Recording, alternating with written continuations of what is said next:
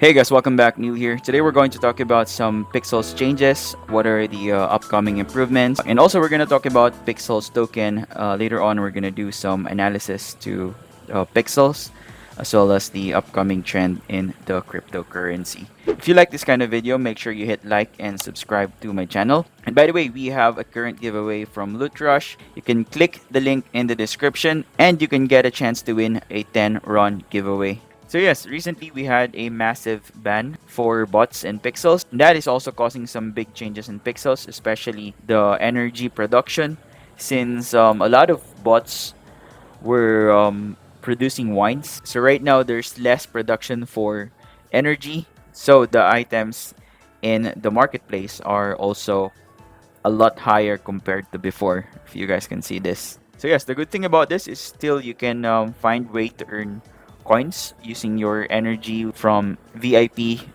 and sauna. My advice here is to use minimum profit per energy. So you can change this to like 70. If you have met some of the requirements, you can craft these items for profit. So say for example, the bedrock powder, you can craft this using your energy and then still get some profit even if the energy prices are very high. Now, going to some upcoming updates, Pixels is aiming to make the game better and make the reward distribution better. So I think this comes with chapter 2.5 where the task board is fixed. Right now, for a normal grind, I think I spend around 300 coins every day for the task board, and this is what I get. I only get like 30 to 20 pixel, just a normal casual player that delivers around 100 tasks every day. The other changes would be new recipes, new reputation, and then new features, and also rebalancing of the game. More details will come out soon, but yeah, that is what to expect on chapter 2.5. Now, let's talk about the token. Right now, we are listing at around 16 cents.